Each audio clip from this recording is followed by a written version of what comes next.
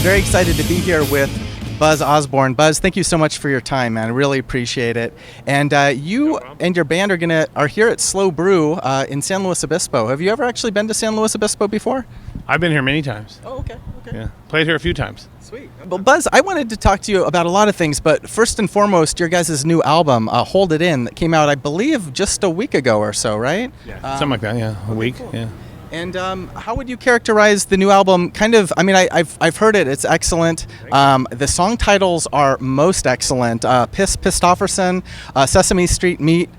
So many good ones. And you guys always have great song titles. Oh, yeah. But These are exceptionally good. They're exceptionally good. And that's a lot when you're talking about the Melvins. The bar is very high.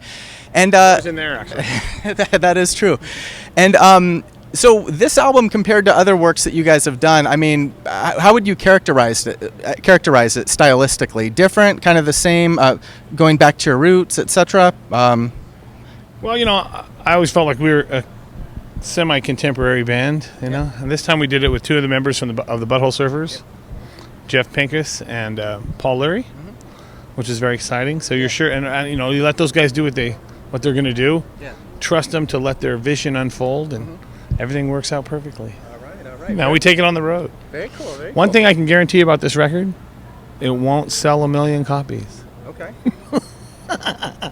And that might be a good thing, actually, because it's quality versus quantity or something, right? I don't know. Did I tell you? That's what you'll go far. You'll go far. Yeah, exactly. You just keep repeating that. All right, I will. You've been doing your thing for 31 years now. Came up on the 30th anniversary last year, right? Has it really only been 31 years? Does it feel longer than that? Yeah. Oh, God. Has to be more than that. Yeah. Well, when you were coming up, I mean, starting out as a young lad, you know, in your teens, and what were some of the? I had read some stuff, of course, about, you know, musical influences. A lot of people talk about Black Flag, Black Sabbath, and Captain Beefheart. Of course. Would you say that Captain Beefheart is one of the big ones for you? Oh yeah. Yeah. Of course. How can you not like Captain Beefheart? Yeah. What's not to like? Yeah. Everyone should like him. If you don't, you're an idiot.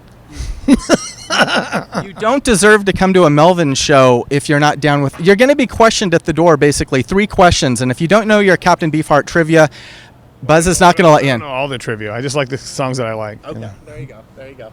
Well, Buzz, I'm a big Per Ubu fan, and I know Dave Thomas from Per Ubu, you know, cites Captain Beefheart as a huge influence. Are you down with Per Ubu at all? You like them? I know it a little bit. Yeah. Yeah. Not much. Okay. Somewhat. I know the Butthole Surfers guys seem to like that stuff. Yeah.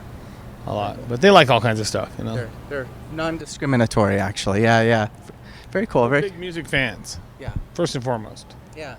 Well, how's you mentioned before we came on camera that you guys have been touring, and you just came down from San Francisco. How's the tour been going so far in support of the new album? Well, we started last week, the day after it came out. I'm not sure what day it was. I'll say a week ago, like you said. So far so good. We played the Northwest. Yeah. Now we're on our way down. Then we'll go across through the Bible Belt. Okay. Are you bracing yourself for that? Are you? Yeah. You're praying. You're saying you're. Yes. Well, I'm always praying about something. Yeah. It can't hurt, right? It can't, right? Yes. Exactly. They might be right. You never know, right? You got to hedge your bets. If they're right, we're all screwed. Exactly. What are we going to do? Exactly. You need an insurance policy, Buzz. Exactly. Yeah. What would they say if God was willing to do that to his own kid? What do you think he's going to do to us? That is a... You just blew my mind right now, brother. That was... So if there is an Antichrist, make sure you suck up to him right now. That's the only chance you've got. There you go. Just immortal words from Buzz Osborne's mouth there. From somebody else. I don't remember who. There you go. Well, Buzz, I never forgot him though. You know? I can see why that left an indelible imprint in your brain. What's interesting, Buzz, is I love your work. I love all the stuff that you've been involved in. And a couple months ago, here at this very same alley here by Bubblegum Alley in San Luis Obispo, I saw a very energized performance by a Japanese band called Boris. Oh, yeah. And you know those guys. They, of course, named their band, legend has it, after one of your songs, actually. Have you played with Boris before? Yes. We did we did at least one show with them in the past. Okay. I've met them before. They're very, very nice people. Okay. Yeah, I really like them a lot. They're great. Yeah. And when I met them, I was saying konnichiwa, and I didn't know a lot of words, but you found that the language barrier wasn't that music. The language of music transcended the linguistic barriers. I walked up thinking I was saying something nice to him, and I said "baka yo plai," which actually meant "you stupid drunk." Oh, okay. And there you go. That was probably pretty similar to what I was trying to say. I looked at my iPhone and I was trying to translate some things, and they didn't understand it. You order something and go to Japan and order something off your iPhone like that, and you end up with a freshly broiled tractor. Yeah. They wheel it out. There you go. And they give you one of those poisonous puffin fishes and stuff, and say, "You dumb Westerner." Yeah. Yeah. Very cool. Die quickly. Well, Buzz, your discography is very extensive, and you've done a lot of collaborations with a lot of artists. I mean, looking back over the last 3 decades, what are some big standouts in terms of collaborations that you've done with different folks? Jim Thurwell's always good. Biafra was great. The new one with Jeff and Paul. Those 3 are really good. Always. I can't think of all of them. Yeah. A couple of years ago, you've done some stuff with Jello Biafra through the years, but a couple of years ago, in 2008 or so, he had his 50th birthday party, and there was a special event in honor of that, right? Yeah, we played there in San Francisco with him. Yeah. Okay. And then the Melvins 1983 played too. Oh, okay. That was good. Being the original lineup, correct? Close as we could get. Yeah. Me and Dale. Dale played bass. But he wasn't the original bass player, and then Mike Dillard played drums. Then we did a new album last year. Yes. Tres Cabrones, which we thought everyone would realize was a takeoff of the Tres Hombres record of ZZ Top, or Tres Hombres, which is 3 men. Yeah. Tres Cabrones is 3 dumbasses. Okay. But nobody realized. Nobody got it. Yeah, that's your guys' your humor is so meta that it just transcends all the different. So stupid that nobody really realizes. It's so dumb. Well, Buzz, speaking of relatively new albums, earlier this year you came out with a solo album, correct? It was called This King Kills Artists. There you go. Yeah. And you did some solo acoustic shows in support of that album. Yes, I did. I did 90 acoustic shows since last March. Wow. Okay. Yeah. Okay. And solo acoustic. Being a band that is known for its heavy sound, electric sound, transitioning to acoustic, I mean, is it a nice break on your ears to be able to kind of stylistically switch things up into it like a more intimate performance? Or yeah, it was great. It was really fun to do. I'll do more of it in the future. I think it's kind of made it to where this tour is super bombastic. Yeah. You're compensating for all. You're like, dude, if I hear another acoustic guitar, I'm gonna flip. Yeah. It's not like that. It's just I'm ready to go crazy. Okay. But I'll be back in the acoustic. I don't play the acoustic like everybody else, so it's a little weirder. Yeah. Very cool. How were you turned on to music? I mean, mixtapes. How did a young Buzz get some of that precious early influence music? Well, I didn't have anybody that cared about music like that. I didn't know anyone, and I found it all through Cream magazine. Okay. Pictures, and then I would look in the back of this was when I was early teens. Yeah. 14, 13 to 14. There's places you could order records, and so then I would give my mom money. Okay. And she would give me a check. I remember those days, actually. And it would take months. Yes. Because they had you over a barrel at that point. None of this overnight stuff. That was unheard of. Okay. To get the Sex Pistols record or something like that. But wow, okay. I didn't know anybody. Nobody. Yeah. It's a mistake. Yeah. The whole thing's a mistake. Yeah. Just a random kind of thing. But I was into all that punk rock stuff in the 70s. Yeah. But I didn't know anybody. Yeah. And I certainly wasn't old enough to go to shows. Yeah. But by the time I was, then I figured that out. We were the type of people, me and once I met the other guys that were in the Melvins, we were the type of people that would go to a Van Halen and Black Flag concert in the same week. Okay, okay.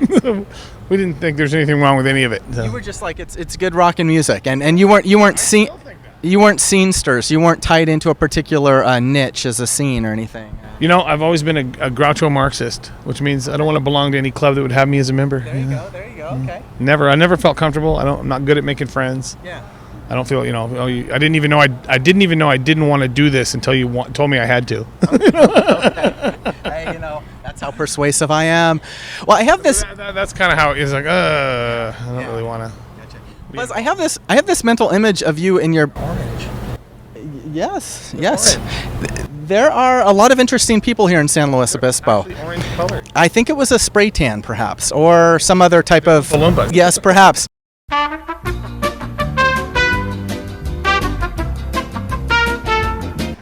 We're back. So we just saw some Oompa Loompas. We had to take a break because we had to go see Willy Wonka, but now we're back. And we've got the golden ticket. And I'm here with Buzz. One of the things I won with the golden ticket was a free interview, and I'm very excited. Buzz, I have this kind of mental image of you as a teenager in your room, putting a record on the turntable with your headphones, just absorbing new music. And it sounds like it was kind of in a vacuum. I mean, it was just you and the music, no filters, no distortion to come between that connection. Nothing. Yeah. Absolutely nothing. Yeah. Okay. That is true. Okay. Well, Buzz, I know this is a question that you get asked a lot, and I apologize in advance, but a lot of people credit you as being just a huge influence in the sort of late 80s, early 90s Seattle scene, the Northwest scene. And, there's stories about you connecting basically Dave Grohl with Kurt and Chris from Nirvana, and you being a really kind of integral piece of the thread of that tapestry early on in supporting bands up there. Are all of those legends true, or?